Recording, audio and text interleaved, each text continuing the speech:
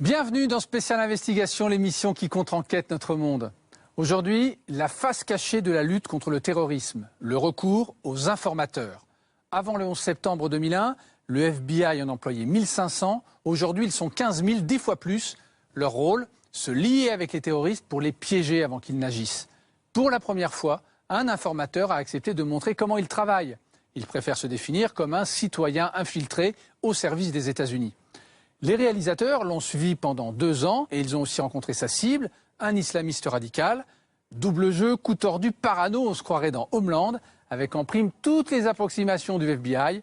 Cette enquête hors norme a reçu de nombreuses récompenses, dont le prix spécial du jury pour un premier film au festival de Sundance. Terreur, c'est signé Eric Cabral et David Southcliffe dans Spécial Investigation.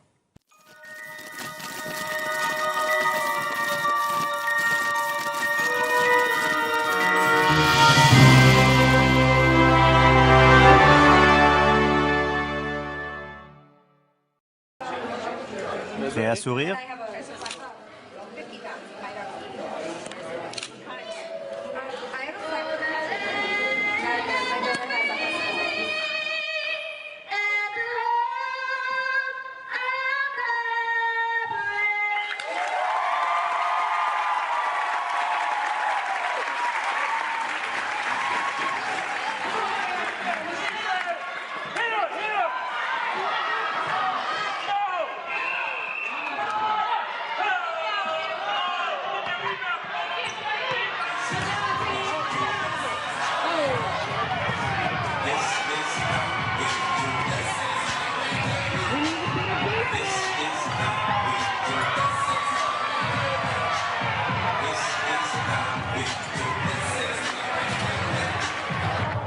Qui veut des hot dogs?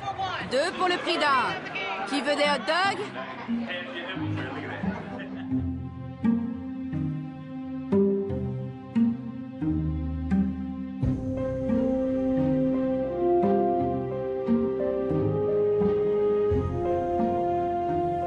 J'aime pas le terme informateur.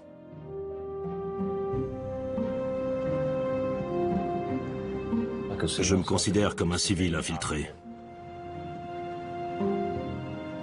Les citoyens n'ont pas besoin de savoir que je travaille pour eux. J'existe pas, je suis une ombre. Un fantôme.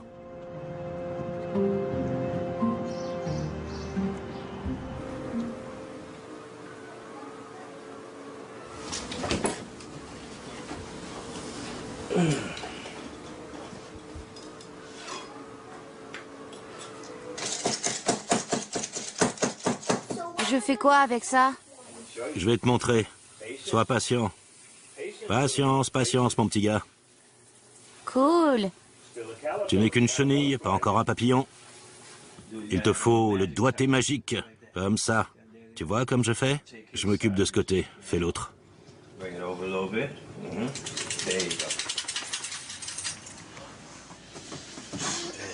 On arrête de lire, d'accord?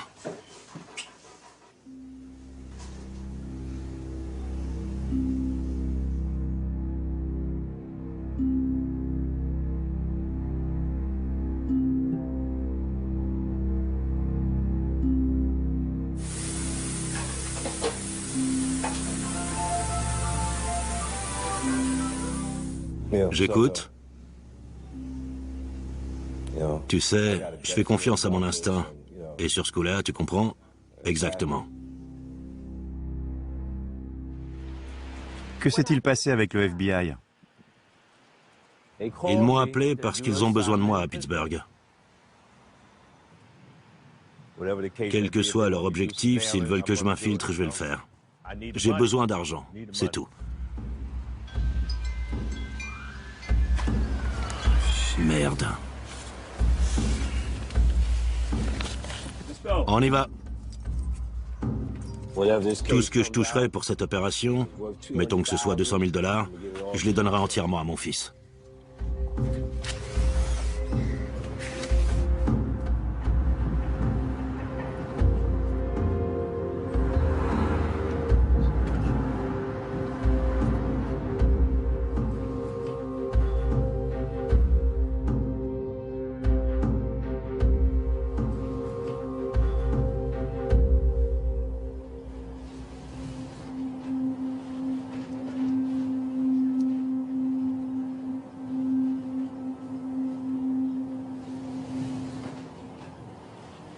C'est quoi cette carte au mur? La quoi? La carte au mur, c'est quoi? C'est pour me repérer dans le coin. Et les lignes rouges, ça veut dire quelque chose? Ouais. Ça a à voir avec ce que je dois faire ici. Je vais te montrer les photos. Je les mets là, tu les verras mieux. Mais je vais rien te dire, compris? Me demande pas qui c'est. Je te montre déjà quelque chose que tu devrais pas voir.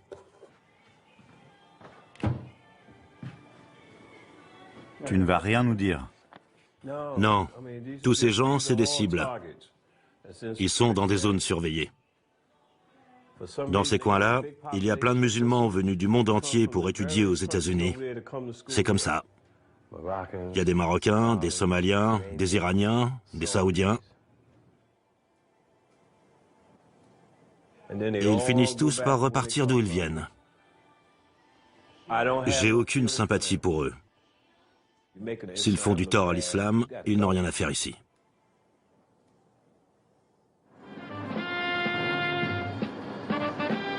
Dans son nouvel ouvrage, L'usine de la terreur, Trevor Aronson nous parle du vaste réseau d'informateurs mis en place par le FBI au lendemain du 11 septembre. Il étudie comment cette nouvelle approche affecte l'équilibre délicat entre liberté individuelle et sécurité nationale. Avant le 11 septembre, le FBI enquêtait sur les crimes une fois commis.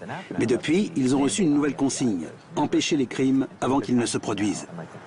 C'est dans ce but qu'ils ont décidé de tendre des pièges à leurs cibles. Le FBI employait combien d'informateurs avant le 11 septembre? À l'époque d'Edgar Hoover et de son programme de contre-espionnage, le FBI comptait 1500 informateurs. Aujourd'hui, ils sont 15 000. Le FBI n'a-t-il pas recruté des malfaiteurs et des escrocs? Bien sûr que si. Les meilleurs informateurs sont des sales types. Un juge de la Cour fédérale m'a confié que pour lui, ce sont des sociopathes. Ils nouent des liens très étroits avec leurs cibles avant de les trahir pour de l'argent.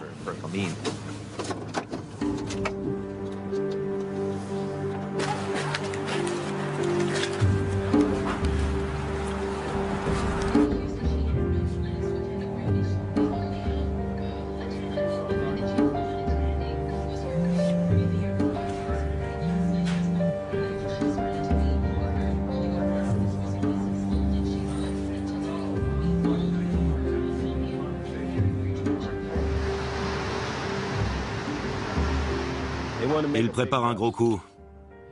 Ils veulent coincer ce type et tous ceux qui gravitent autour de lui.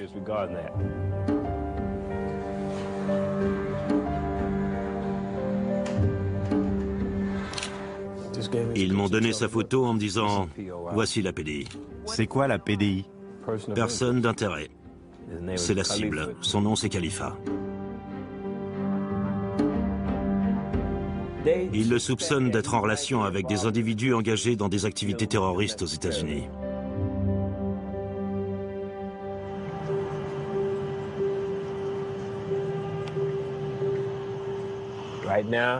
J'aimerais que cette mission soit ma dernière. J'ai envie de passer le peu de temps qui me reste auprès de mon fils, et pas à plus de 1000 kilomètres de lui.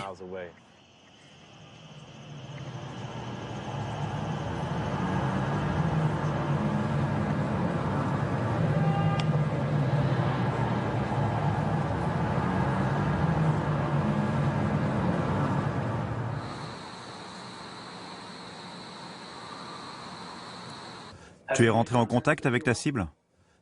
Oui. Je l'ai croisé par hasard dans la rue. Je marchais tout seul pour me rendre à la boutique Goodwill.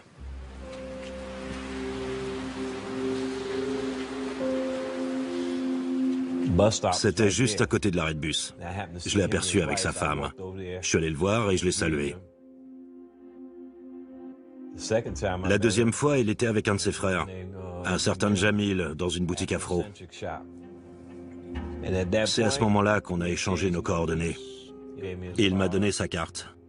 Dessus, il y avait son mail, son site internet et une présentation de ses activités. Il était question d'un endroit appelé Al-Shabaab, un genre d'institut. Al-Shabaab, ça veut dire quoi en arabe? En principe, ça veut dire étudiant. Mais en Somalie, le mot est associé au groupe terroriste.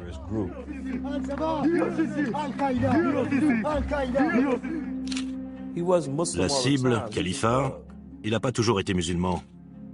Avant, c'était un voyou. Il passait son temps à provoquer la police. Il se doute que t'es nouveau à Pittsburgh? Il le sait très bien. Et il croit que t'es là pourquoi? Pour travailler à la Croix-Rouge, à la section de recherche. Tu sais ce qui a alerté le FBI à son sujet?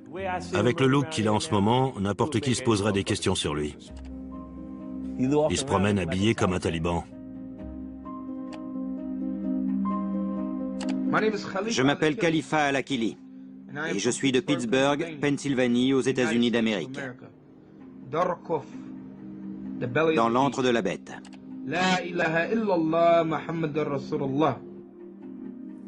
Il déteste le gouvernement, mais il ne le dit pas en public.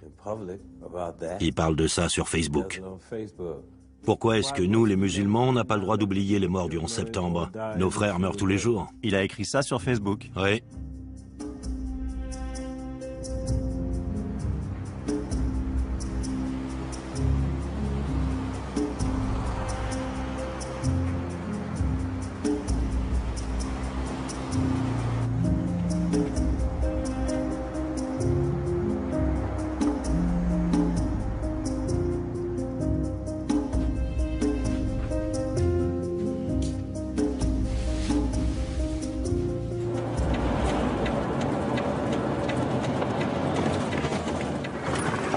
Il vit dans cet immeuble, juste ici. Ta cible vit à 2 pas de chez toi. Oui.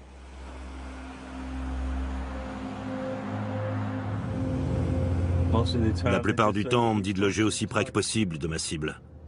En colocation avec elle, ou dans le même immeuble, ou à quelques pâtés de maison maximum.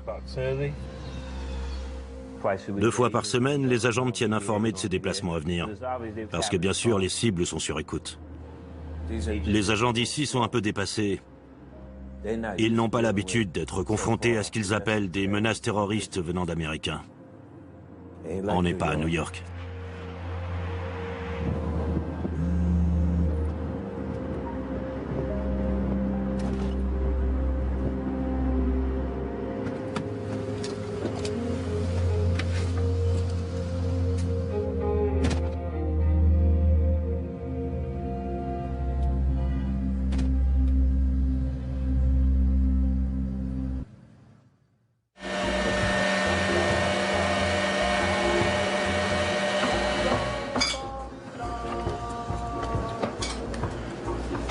J'adorerais travailler dans une pâtisserie.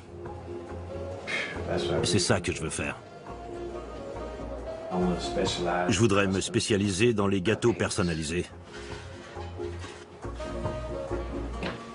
Je travaillerai avec un maître pâtissier. Moi, je serai son apprenti. Ah, mes petits gâteaux. Comment ça s'est passé avec les agents du FBI? Ça a été plutôt bref. Ils m'ont demandé de rassembler des informations, d'obtenir des renseignements. Et bien sûr, dans l'intérêt de la sécurité nationale, je devrais communiquer ces renseignements à mes supérieurs.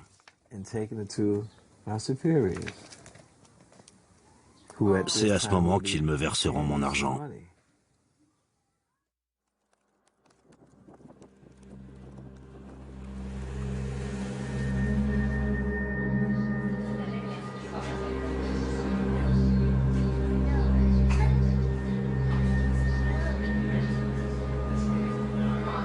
Et quel personnage tu prétends être face à Khalifa? Je prétends rien. Mon personnage, c'est moi-même. Je suis un musulman qui, à une époque, a été en contact avec les Black Panthers. Le voilà, mon personnage.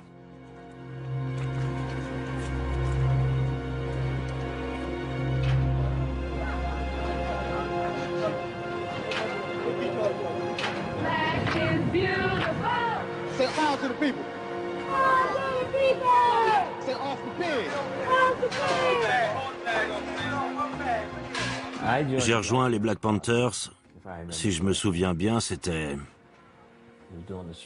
au printemps. Ouais, en 1967. À l'époque, j'étais un gamin. Je frimais avec mes fringues à la mode. J'étais en quête d'une meute. J'avais envie de faire partie d'un groupe, d'une famille. On aide notre communauté à s'organiser et à s'éduquer politiquement. On lui explique ce qui se passe aux États-Unis et ailleurs. Ce qu'il disait m'intéressait. Si le gouvernement n'était pas capable de donner au peuple noir, eh bien nous on le faisait. Le directeur du FBI, Edgar Hoover, a affirmé que de tous les groupes extrémistes noirs, les Black Panthers constituaient la principale menace envers la nation. Le FBI avait placé les Black Panthers sous surveillance. Ils ont essayé d'infiltrer leurs réunions. Tu étais l'informateur du FBI à l'époque? Non, Comment les Black Panthers traitaient les informateurs? ils les tuaient.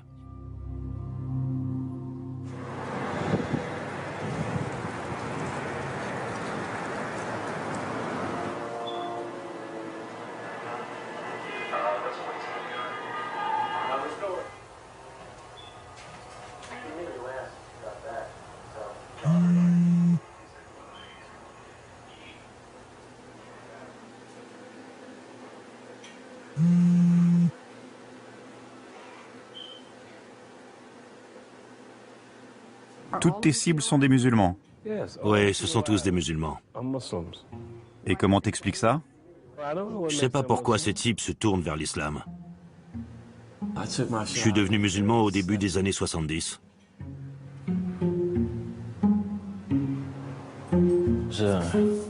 C'est une religion très pragmatique, mais il y a des préceptes auxquels il faut se conformer. On se doit d'aider son prochain et de mener une vie vertueuse et pieuse.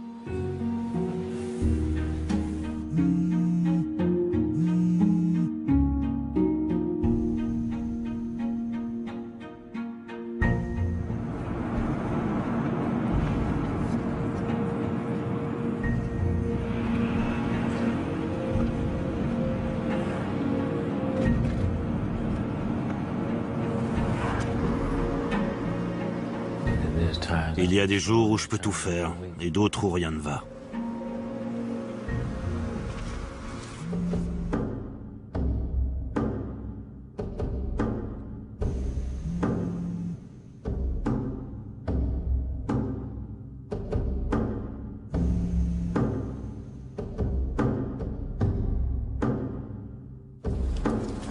Comment tu t'y prends pour qu'une cible te parle du djihad? Ça se passe pas comme ça. On se contente de parler de l'islam.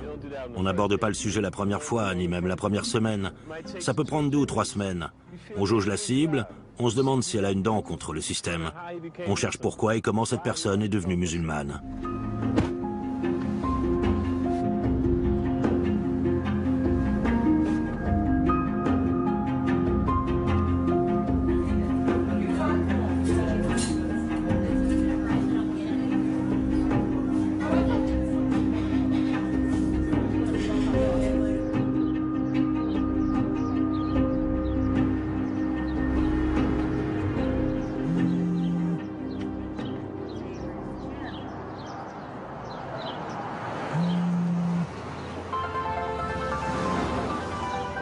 Ouais, ça va?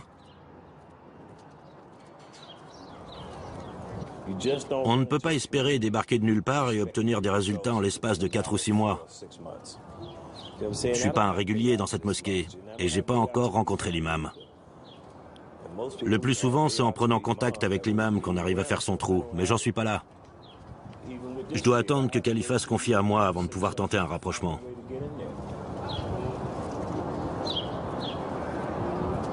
C'est ça. Ok, à plus tard.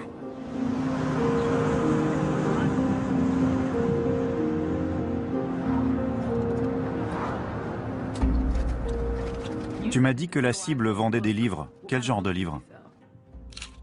Il m'a montré sa bibliothèque. Il avait des bouquins sur des méthodes de guérilla, des trucs comme ça. Il avait aussi un manuel de l'armée américaine. On y expliquait le maniement des explosifs. Des ouvrages sur la révolution islamique, sur l'entraînement des djihadistes, leur méthode de combat. Je pourrais lui dire, tu t'es déjà battu? T'es allé dans l'armée? Et il me répondrait, non. Alors pourquoi tu te demandes comment fonctionne une guérilla? Tu veux faire ton malin?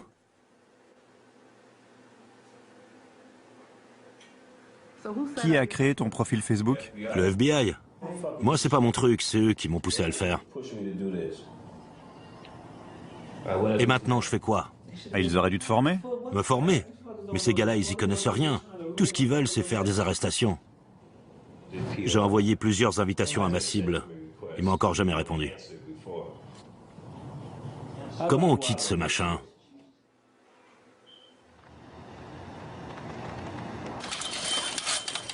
Allez, allez, cours un peu. C'est ça. Profite de la neige.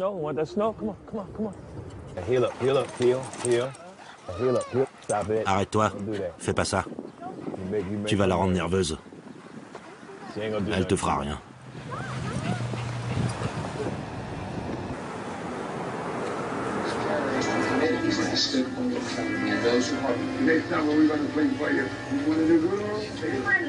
Previously on Homeland. She wants out. She asked for $5 million and a flight to Detroit. This is not some setup. It's real. An informant married for years to a Hezbollah commander turns up out of the blue, promising. Forgive me. I thought we'd better meet her sooner rather than later. Well, we were supposed to meet her together, so you could talk to her and I could assess her reliability. Meaning you don't trust my judgment? Meaning the entire point of the protocol was to keep your judgment out of it. Jerry? We're gonna have to get back to you. Saul, she seemed credible to you? I'm not really in a position to say. Comment est-ce qu'on vous a entraîné pour cette mission? Ils ne m'ont pas entraîné du tout. Je le fais à ma façon. Si je devais suivre une formation du FBI, j'arriverais à rien, parce qu'avec eux, tout est tiré de manuel. Il faut être plus subtil. C'est comme la différence entre dire et suggérer. Aller voir un type en lui disant « Viens, on va braquer une banque », c'est de la provocation.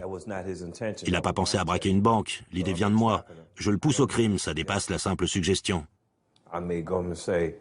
Par contre, je peux lui dire « Il y en a de la thune ici, t'as vu comme ça circule ?» Et lui pourrait rajouter « J'aimerais bien me servir là-dedans. » Et pour ta cible actuelle? Moi, je lui suggère rien du tout. Je prends le temps de mieux le connaître au fil de ce qu'on évoque dans nos conversations. Quand il a parlé d'aller faire du camping, ça a été ma porte d'entrée. Là, je pouvais lui glisser une suggestion. Je lui ai répondu « Ouais, c'est une bonne idée, ça. Et qu'est-ce que tu dirais de pousser la chose et faire du camping un peu sportif? On pourrait aller dans un camp d'entraînement, comme dans l'armée. » Je lui ai dit, c'est ce qu'il faut faire si tu veux aller te battre au service de l'État islamique. Il m'a répondu, il faut que je vois ce qu'en pense mon imam.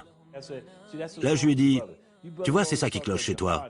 Vous autres, vous n'avez que le djihad à la bouche. Mais dès qu'on vous donne l'occasion d'aller vous battre pour l'islam, vous vous défilez. Vous parlez beaucoup, mais il n'y a rien derrière.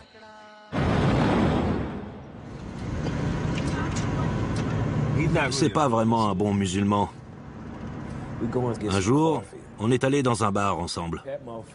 Et cet imbécile a volé le moulin à café, puis le thermos. Il est reparti avec au moins 4 trucs différents. Et là, je lui ai dit, t'as demandé l'avis de ton imam avant de voler tout ça?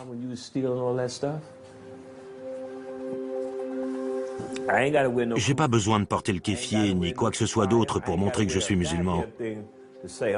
C'est quelque chose qui va de soi avant même la naissance.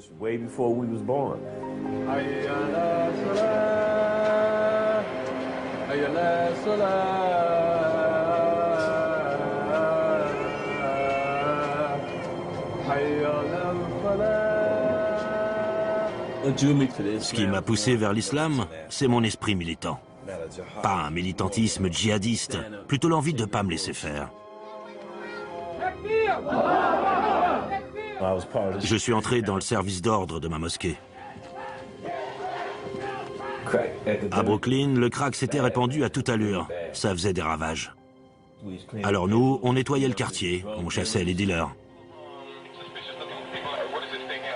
Je leur disais où se trouvaient les dealers. Je jouais un rôle positif dans le quartier. J'adorais ça. C'était génial.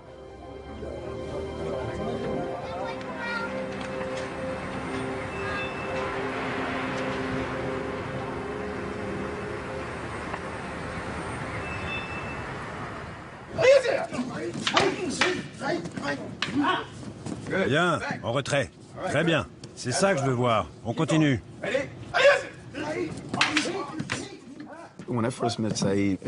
J'ai rencontré Saïd à l'époque où la drogue a commencé à envahir le quartier.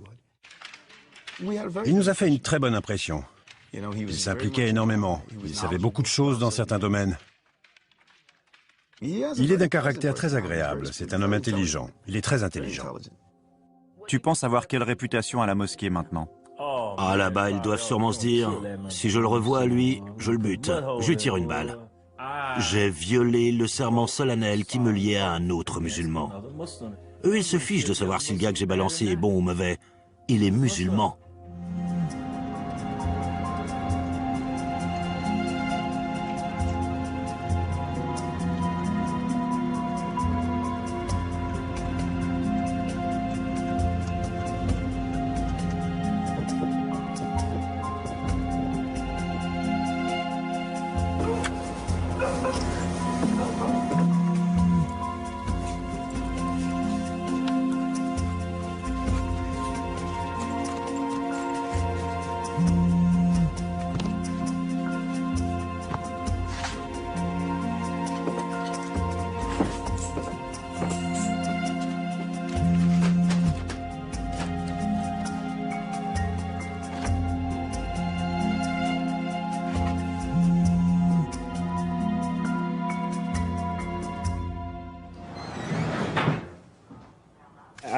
J'ai claqué tout mon argent de la semaine, ça craint. 11 $. C'est tout ce qui me reste. Tu vois ton travail au FBI comme un plein temps? De leur point de vue, c'est du plein temps. Mais la paye ne suit pas. Et tu estimes devoir être payé combien? Je devrais toucher au minimum 3 500 $. T'as calculé ça comment? Je prends en compte mon savoir-faire en matière d'investigation. Je dois infiltrer un putain de réseau terroriste dont ils ne sont même pas sûrs qu'il existe. Le seul moyen de leur faire cracher plus de thunes, c'est de les coincer. De leur dire « Basta, je me casse. Je vais pas m'emmerder à me lever à 5 h du mat pour courir après des putains de fantômes. »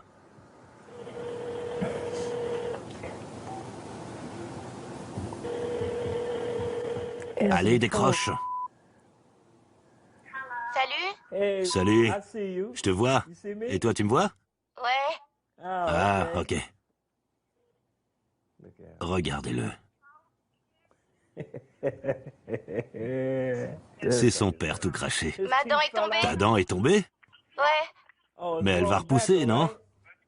Ouais, mais pas tout de suite. Au revoir. Ok, je t'embrasse.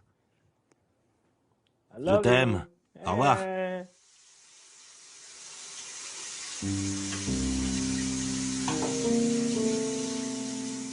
Quand on mène ce genre d'existence, on passe à côté de plein de choses.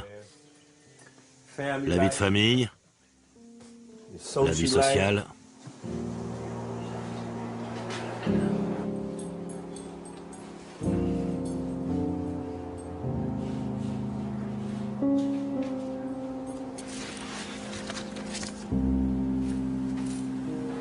D'après toi, ce qui t'arrive aujourd'hui, c'est à cause de ton passé? Ce que j'ai fait à une époque, je préfère pas en parler. J'ai horreur de ça. On a beau faire son possible pour racheter ses erreurs, on peut pas tirer un trait sur son passé.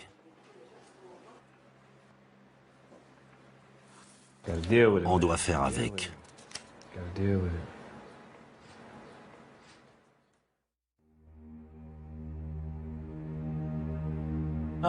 J'ai été impliqué dans un mouvement révolutionnaire. J'étais un Robin des Bois Noirs.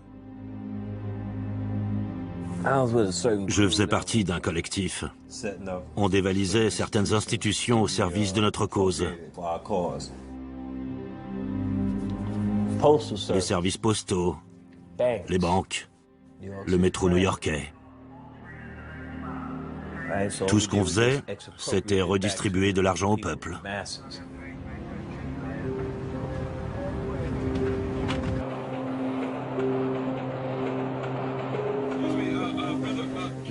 De temps en temps, on faisait des dons à la mosquée. Bien sûr, on ne précisait pas d'où venait l'argent. Je traînais souvent avec des flics de la brigade ferroviaire, avec des agents de sécurité, des types comme ça. Je faisais ça pour qu'ils pensent que j'étais l'un des leurs. Et puis, les choses ont mal tourné. Je me suis fait pincer et on m'a arrêté. On m'a inculpé de vol aggravé, d'usurpation d'identité d'agent de police et de possession d'armes. À quel moment le FBI vous a-t-il contacté? Au moment de mon arrestation, ils m'ont dit, voilà ce qu'on va faire. On vous laisse notre carte. Contactez-nous si vous avez besoin de quelque chose, on pourra s'arranger. Parce qu'en ce moment, vous risquez 20 ans de prison. J'ai pensé, merde, 20 ans de tôle.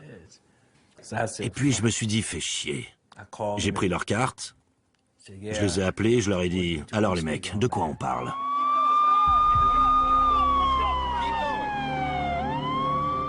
Après l'attentat du World Trade Center, ils ont soupçonné des communautés musulmanes implantées aux États-Unis d'être dans le coup.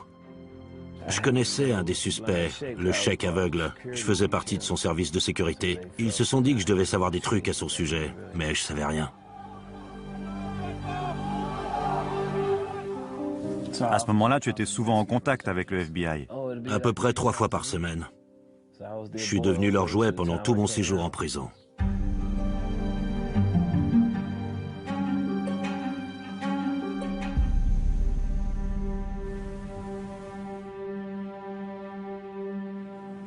Après le 11 septembre, un type m'a contacté. Il voulait venir me parler.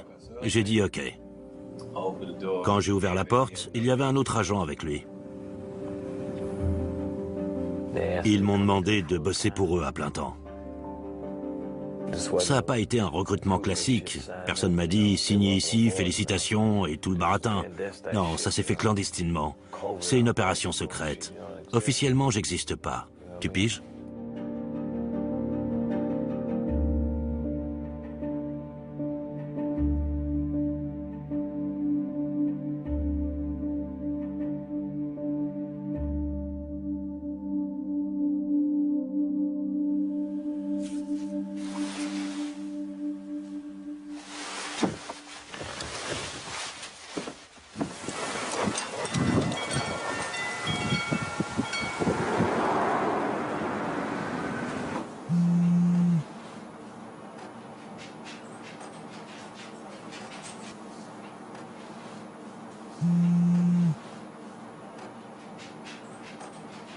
Je vais vous dire ce que j'en pense. Vous êtes persuadé qu'il chapeaute la filière terroriste du coin, que c'est un big boss, un intouchable. Mais c'est faux. C'est juste un pauvre type. Il fera jamais rien. Aucune de mes précédentes cibles ne faisait de vol minable à la tire. Surtout que chez les musulmans, c'est pas acceptable. C'est juste un minable. D'accord, ça marche. Bye. Je la sens pas, cette histoire. C'est la première fois que ça m'arrive depuis toutes ces années que je fais ce putain de job. Ce Khalifa, c'est pas un génie, mais c'est pas le roi des cons non plus. Je le sens pas.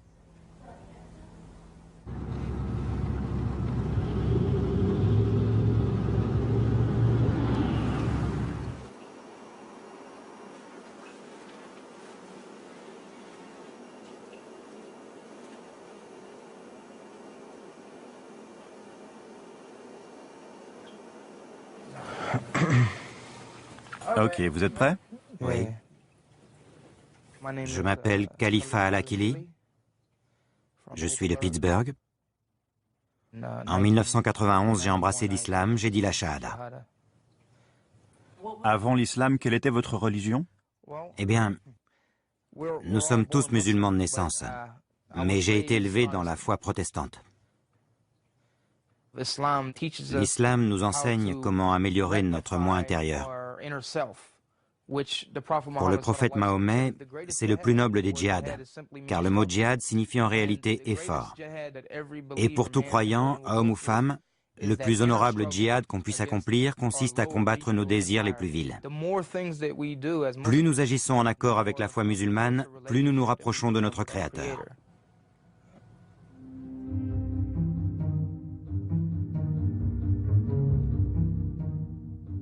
Il n'arrêtait pas de parler de la cause. Il répétait que certains ne faisaient que prier tandis que d'autres se battaient. Il m'a écrit Assalamu alaikum. Allume ta télé, il y a Homeland. Un truc sur les terroristes en Amérique. J'ai allumé, j'ai regardé, et ça m'a bien plu. Mais son SMS, c'était un prétexte. Vous comprenez, il avait trouvé un prétexte pour me faire parler de terrorisme. Un jour, je rentrais chez moi et la voiture de Sharif est apparue au coin de la rue. Je lui ai fait signe, il s'est arrêté et la portière s'est soudainement ouverte côté passager. Il s'est précipité hors de la voiture. Cet idiot d'informateur. Un informateur. Oui, un informateur comme moi. Il se fait appeler Mohamed. Tout ce que j'étais censé faire, c'était le mettre en relation avec Khalifa, lui dire « Salut, je te présente ce musulman, il recrute des hommes pour les talibans ou Al-Qaïda. C'est un frère, vous devriez vous parler. » Rien de plus. Avant même que je puisse faire les présentations, cet ahuri est sorti de ma voiture et il s'est précipité à la rencontre de la cible. J'en revenais pas. Un homme est sorti de la voiture et s'est avancé jusqu'à moi. Et il m'a salué et il m'a embrassé sur les deux joues. Je vous jure qu'en repensant à ce moment, j'ai eu l'impression d'avoir joué dans une scène de film hollywoodien, où j'aurais rencontré le chef d'une organisation terroriste. Aussitôt, il a voulu qu'on discute autour d'un café. J'ai refusé en lui disant que j'avais prévu d'aller voir ma mère, que j'étais justement en chemin pour attraper le bus qui devait m'emmener chez elle. Je suis parti et lui, il est remonté dans la voiture. Le FBI m'a demandé d'insister. Je leur ai dit que je trouvais pas ça malin de me présenter chez la cible pour remettre ça, alors que tout juste 20 minutes avant, il venait de nous dire qu'il allait chez sa mère. Ils m'ont dit « Ouais, t'auras qu'à lui dire que Mohamed a reçu un appel pour sa mère, qu'il n'y a pas à s'inquiéter et que vous passiez devant chez lui, que vous avez entendu du bruit et vous avez frappé à sa porte. » Je leur ai dit « Vous êtes sérieux là? C'est ce que vous avez trouvé de mieux comme couverture ?» Je les ai prévenus que j'étais pas à l'aise avec cette idée, mais que j'allais le faire quand même. Seulement, j'ai voulu que les choses soient claires. Il n'était pas question qu'ils me fassent porter le chapeau quand leur plan foireux se casserait la gueule. C'est là qu'il a débarqué en bas de chez moi. Il faut taper un code pour entrer dans le hall de l'immeuble. Et j'avais programmé un renvoi d'appel de mon interphone vers mon téléphone portable. Personne ne s'était jamais présenté chez moi à l'improviste. Mais j'ai répondu. J'ai dit « Khalifa, c'est moi, Sharif ». Il m'a dit « Hein? Quoi? Qui ça ?»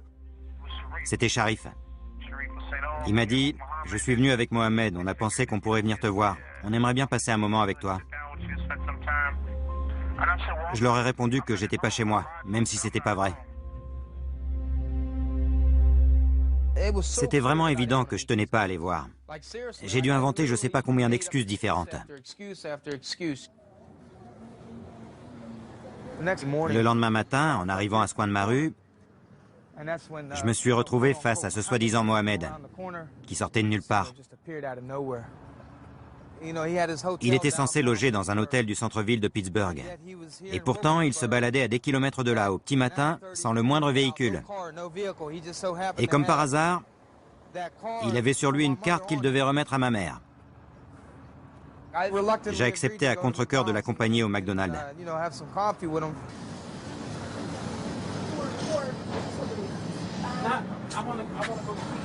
On est entré et on est allé s'asseoir à cette table. C'est à ce moment qu'il a commencé à parler de gens qu'il connaissait et qui étaient impliqués dans le djihad, la lutte armée, ce genre de trucs. C'est sur cette banquette qu'on s'est assis pour prendre un café. On a échangé nos numéros, il m'a raccompagné en voiture. Après ça, j'ai plus entendu parler de lui.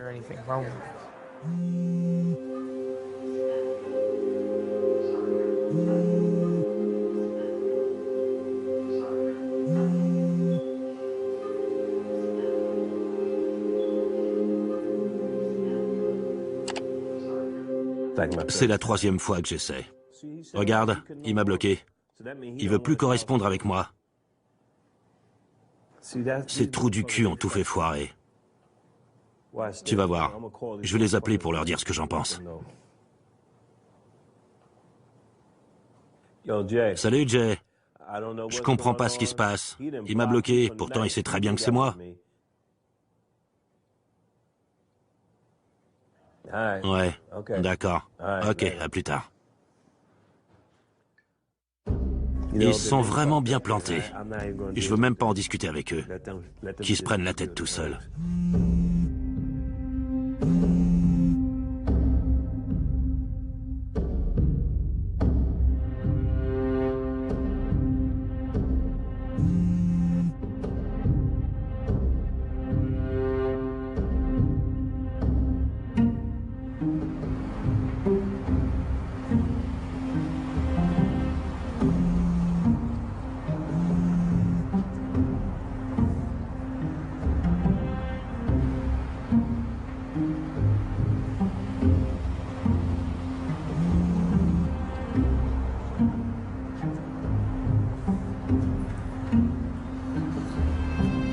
L'arme-là! J'en ai ma claque de t'entendre aujourd'hui. J'aurais pu lui tendre un piège, cacher une arme quelque part chez lui. Tu fais ça, puis t'appelles la police locale. Ils auraient rappliqué, ils auraient trouvé l'arme, et le problème aurait été réglé. Mais ils voulaient pas qu'on procède comme ça. Je leur ai dit que j'étais pas là pour piéger ce mec. Eux, ce qu'ils voulaient, c'est que je force ce gars à dire qu'il était impliqué dans une affaire de terrorisme. Mais je les ai prévenus que c'était pas un terroriste. C'est même pas un pseudo-terroriste. C'est juste un guignol, rien d'autre. Mais qu'est-ce que vous avez foutu depuis 3 ans? Si vous avez rien trouvé pour l'arrêter, vous croyez vraiment que moi, je vais pouvoir échanger quelque chose?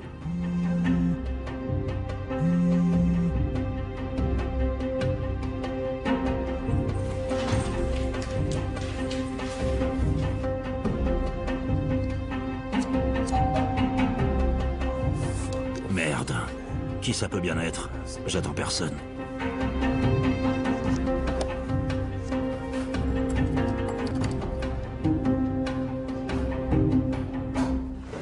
Personne ne sonne jamais chez moi. J'attends jamais de visite. Je connais pas grand monde ici. Alors quand j'entends la sonnette, je suis sur mes gardes.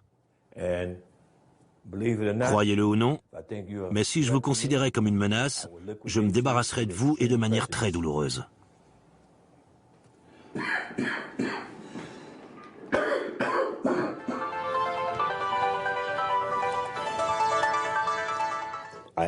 Je pense sincèrement que sans cet incident avec ce Mohamed, s'il n'avait pas agi comme il l'a fait, on aurait pu pousser les choses un peu plus loin. Croyez-moi. Ouais. La cible a senti que quelque chose ne tournait pas rond. J'aurais pas dû insister autant, je vais finir par griller ma couverture. Et je veux pas me retrouver dans cette situation. Je vais devoir me faire oublier pendant un certain temps. Cette cible ne fera jamais rien de sérieux. Il est incapable de faire du mal à une mouche, vous pouvez me croire. Si ça se trouve, vous finirez par le coincer pour autre chose. Pour fraude fiscale, qui sait? Ou même pour avoir quitté la Pennsylvanie, pourquoi pas. Mais d'après moi, vous allez devoir tenter une nouvelle approche avec lui. Vous pouvez essayer de passer en force, et une fois que vous l'aurez arrêté, vous y allez au bluff. Vous lui faites un coup foireux. Ok, ça marche. On se rappelle plus tard. C'est ça, à plus.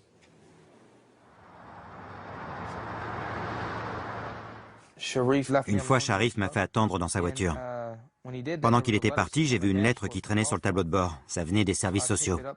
Je l'ai prise en photo parce que je me doutais qu'il était du FBI. Je voulais savoir qui il était réellement. Son vrai nom, c'est Saïd Torres. Bien, Shiva, allez. À un moment, il arrêtait pas de m'envoyer des mails. Allez. De m'appeler. Shiva, au pied. Il m'invitait à aller prendre des cafés avec lui. Mais brusquement, il s'est calmé, après m'avoir présenté ce soi-disant Mohamed. J'ai tapé son numéro de téléphone dans Google. Mohamed était un informateur du FBI. Il s'appelait en réalité Shahed Hussein. Il fallait que je dénonce ces deux types. Shiva, reste pas là, s'il te plaît. J'ai écrit un mail très direct avec pour titre « Informateur du FBI ». Je l'ai envoyé sur un site qui compte des centaines d'abonnés.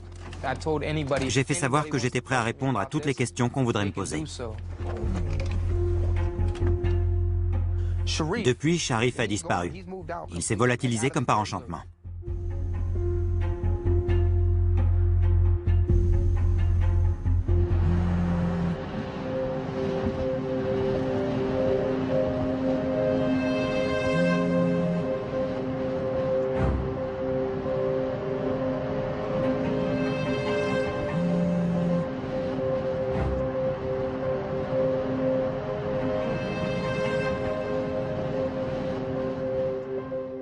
Au FBI, vous avez grillé ma couverture. J'ai pris des putains de risques pour vous, et vous m'avez laissé tomber. Quand j'ai commencé à collaborer avec vous, l'idée c'était que si quelque chose n'était pas à mon goût, je ne serais pas obligé de le faire. Mais tu m'as forcé la main, Jay. Tu m'as grillé une première fois quand j'étais à New York. J'ai perdu tous mes amis. Tous ceux avec qui j'ai grandi se sont détournés de moi à cause de tes conneries.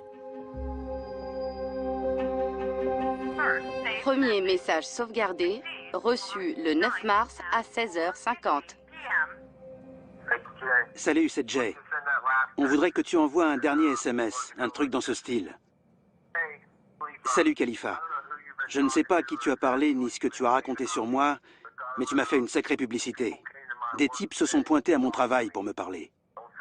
Ne mentionne pas le FBI ou la police, dis seulement « Des types se sont pointés à mon travail pour me parler et ça ne me plaît pas du tout. » Et puis tu rajoutes un truc du genre « Inch'Allah, à une prochaine fois. » Voilà ce qu'on te demande. Et puis tu changes ton numéro. Appelle-moi si tu as des questions. Tu vois, c'est ce que je te disais. Je rentre enfin chez moi, et t'entends ce qu'ils viennent encore me demander? Ils me sucent jusqu'à la moelle, et puis me laissent crever la gueule ouverte, sans argent.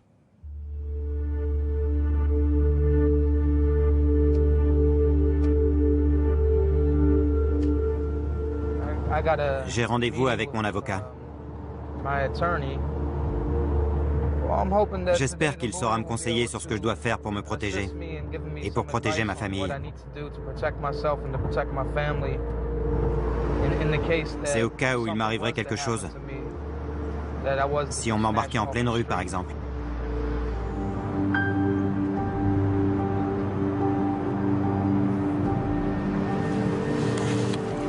J'ai fait de mal à personne. Le prophète Mahomet a dit « Prenez garde aux supplications de celui qui est injustement traité. » C'est injuste. J'ai rien fait de mal. S'il vous plaît, contactez quelqu'un pour aider ma famille.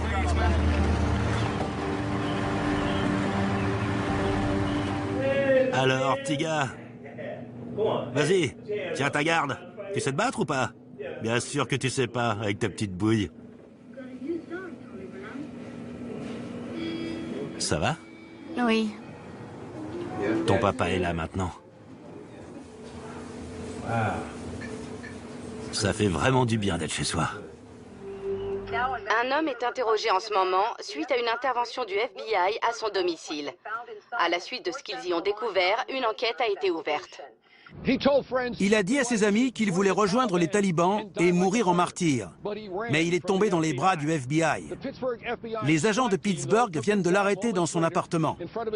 Ce soir, les agents du FBI tentent de mesurer le niveau de haine que cet homme voue à l'Amérique.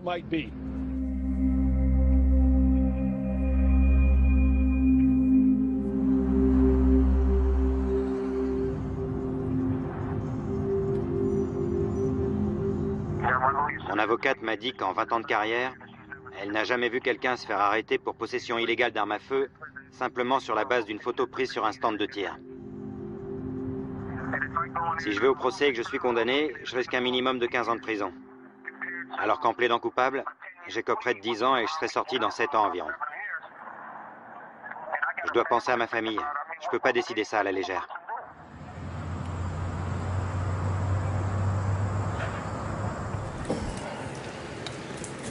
J'ai pas de travail. C'est dur. Les employeurs du coin ont tendance à embaucher des gens qui leur ressemblent. Je vois pas beaucoup de bars irlandais qui bossent avec un cuistot noir. J'ai pas d'autres ressources. Je fais ce que je peux pour faire vivre ma famille. À quand remonte ton dernier contact avec le FBI? À un bon moment. Plusieurs mois. J'aurais jamais dû accepter de travailler pour eux. Cette vie, c'est n'importe quoi. J'ai pas de mots pour exprimer ce que je ressens. Je pense que ce qui s'est passé à Pittsburgh m'a mis dans une galère pas possible. Mais Khalifa a été arrêté, l'opération est un succès. Non. Pourquoi? Parce qu'ils voulaient le pincer pour terrorisme. La vie est dure. Parfois, je sais même pas si j'ai pris les bonnes décisions.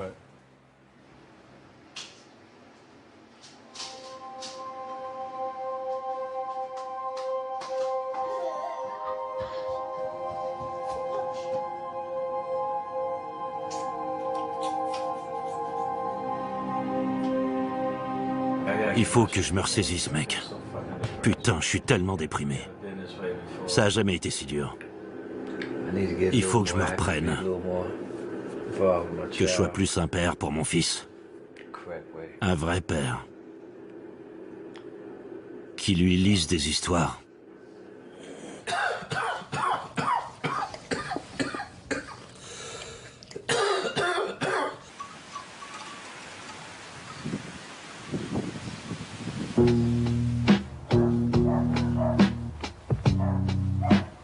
Des agents qui bossent au bureau de New York préparent quelque chose.